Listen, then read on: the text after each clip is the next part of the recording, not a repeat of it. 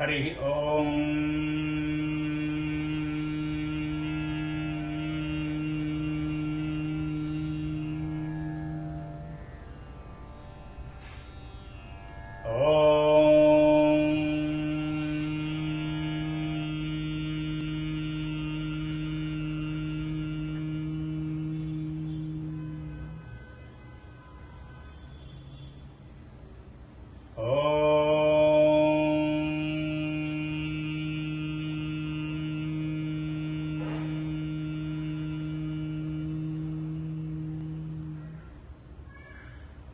గురుర్బ్రహ్మా గురుర్విష్ణుః గురుర్దేవో మహేశ్వరః గురుః సాక్షాత్ పరం బ్రహ్మ తస్మై శ్రీ గురవే నమః.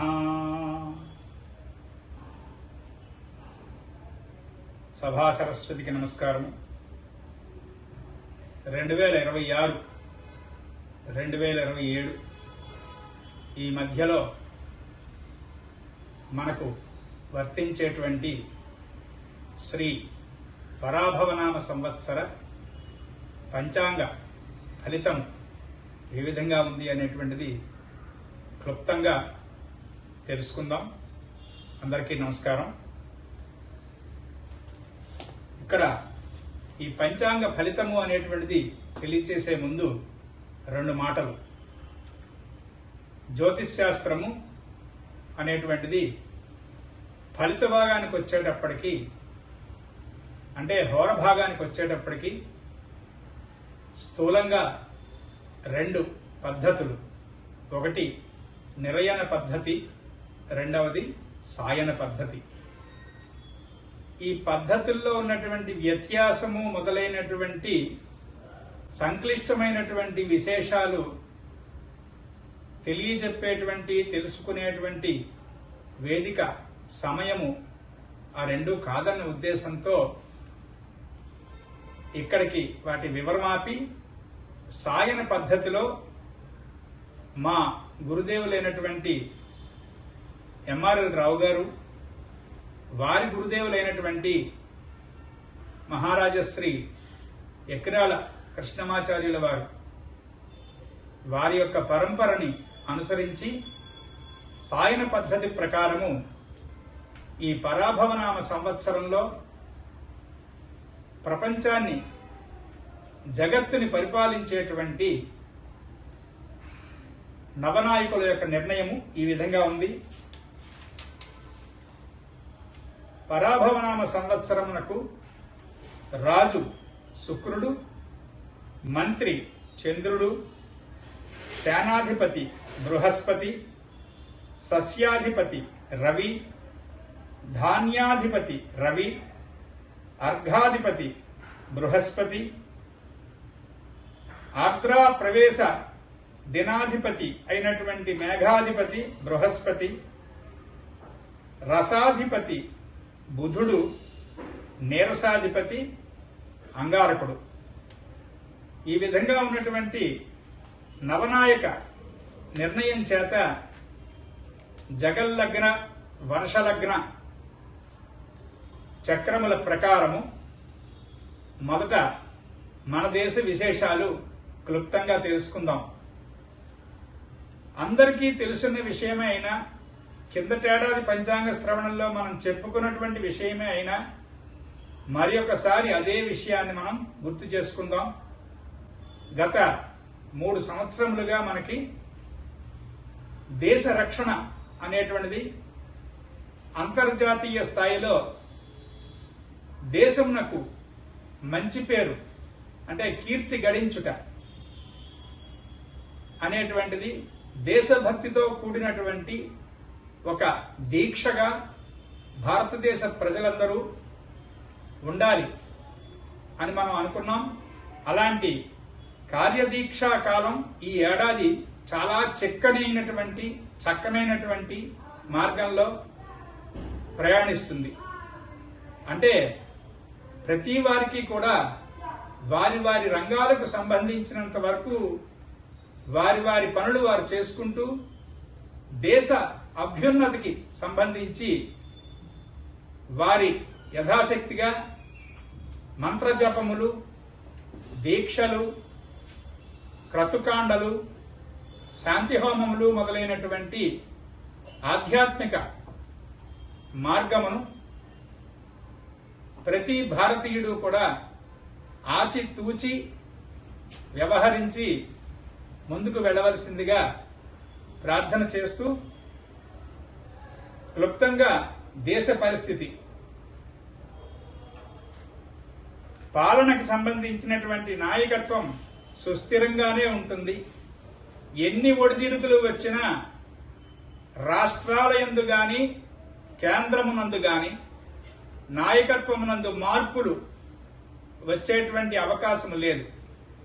అనగా ఇప్పుడున్నటువంటి నాయకుల యొక్క శ్రేయోభివృద్ధి ఖచ్చితంగా మనం చూస్తాం. తర్వాత నవనాయకుల్లో ఉన్నటువంటి ప్రత్యేకమైనటువంటి స్థితిగతుల ప్రకారము ఇంకా కట్టుదిట్టమైనటువంటి పరిపాలన చూస్తాం. కొంత కఠినమైనటువంటి నిర్ణయాలు కేంద్రం వారు, రాష్ట్రం వారు తీసుకోవడం వల్ల ప్రజలకి తాత్కాలికమైనటువంటి ఇబ్బంది కలిగినా కూడా అది శ్రేయస్సునే ఇస్తుంది. దానివల్ల కొంతమంది దేశమునకు పనికిరాని వారు అని అనిపించుకున్నటువంటి ప్రజ అంతా కూడా సరైనటువంటి క్రమశిక్షణలోకి వస్తారు. దానివల్ల రక్షణ అనేటువంటిది చాలా చక్కగా నిలబడుతుంది. ఈ రక్షణ శక్తికి సంబంధించినటువంటి విస్తరణ ప్రక్రియలన్నీ కూడా చాలా బలోపేతం అవుతాయి. ఈ ఏడాది చాలా విచిత్రమైనటువంటి విశేషాలుంటాయి మనకి. కాల్బలము, వాయుబలము, జలబలము లేక నావికాబలము అనేటువంటి 3 దళముల యందు కూడా ప్రత్యేకమైనటువంటి మార్పులు చోటు చేసుకోబోతున్నాయి, మనం చూస్తాం. ఇక చాలా మంది భారతీయులకు ఉన్నటువంటి ప్రశ్నకి సమాధానంగా 3వ ప్రపంచ యుద్ధం రావడానికి అవకాశం లేదు. కాకపోతే ఈ ఏడాది ఏప్రిల్ 28 వరకు కొంత అనిశ్చితమైనటువంటి పరిస్థితులే ఉంటాయి. కానీ 3వ ప్రపంచ యుద్ధము అనేటువంటిది ప్రస్తుతం మన దగ్గరలో లేదు. మాకు తెలిసి మా గురువులైనటువంటి పెద్దలు మాకు శిక్షణ ఇచ్చిన ప్రకారము జ్యోతిష్ శాస్త్ర విశేషాల్లో 2029-2030 ఆ ప్రాంతంలో ప్రపంచ యుద్ధానికి అవకాశం ఉంది. అయితే ఇక్కడ ఒక మాట, ఎంత దారుణమైనటువంటి పరిస్థితి అయినా కూడా సామాజికమైనటువంటి దుస్థితిని మానవుడు ఖచ్చితంగా ఆధ్యాత్మికమైనటువంటి మార్గంలో సమూలంగా నాశనం చేసి చక్కనైనటువంటి వెలుగు మార్గాన్ని తనకి తాను సుస్థిరం చేసుకోగలడు అని ఋషులు, మునులు అయినటువంటి పెద్దలంతా శాస్త్ర గ్రంథాల్లో చెప్పి ఉన్నారు.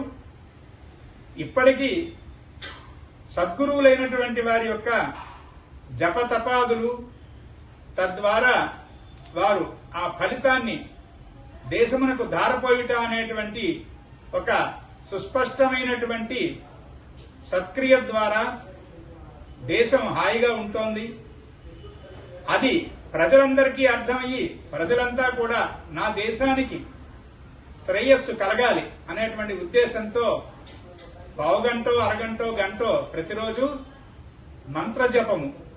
ఈ మంత్రజపమునకు నిర్దేశం అక్కర్లేదు, నిర్దేశములు, ఆదేశములు అవసరం లేదు. ఎవరికి వారు వారికి తోచిన విధంగా వారికి నచ్చినటువంటి దేవతా నామస్మరణ ద్వారా ఈ యుద్ధ భయము మొదలైనటువంటి అనిశ్చితమైనటువంటి పరిస్థితుల నుంచి మనల్ని మనం కాపాడుకునేటువంటి అవకాశం ఖచ్చితంగా ఉందని చెప్తున్నాం. సరిహద్దుల పట్ల అప్రమత్తత చాలా అవసరం. దేశంలో ఉన్నటువంటి ఎల్లలు, దేశ ఎల్లలు దగ్గరలో ఉన్నటువంటి ఆ సరిహద్దుల్లో ఉన్నటువంటి వారంతా కూడా ఎప్పటికప్పుడే జాగ్రత్త వహించండి. అలాగే ఆగస్టు నుంచి అక్టోబర్ మధ్యలో కిందటి సంవత్సరంలాగే ఇప్పుడు కూడా కొంత ఇబ్బంది కలిగే అవకాశం ఉంది. దాన్ని కూడా మన మంత్రశక్తి ద్వారా ఆపుకోగలం. ఆర్థిక రంగం చాలా నిశ్చయమైనటువంటి మార్పులు, నిశ్చలమైనటువంటి మార్పులు రాబోయేటువంటి 10-15 సంవత్సరాల వరకు సుస్థిర పాలన అందించేటువంటి విధానంలో మొట్టమొదట ఆర్థిక వ్యవస్థ, తర్వాత రక్షణ వ్యవస్థ, తర్వాత రవాణా వ్యవస్థ, ఈ మూడు కూడా చాలా విపరీతమైనటువంటి మార్పులకు లోనవుతాయి.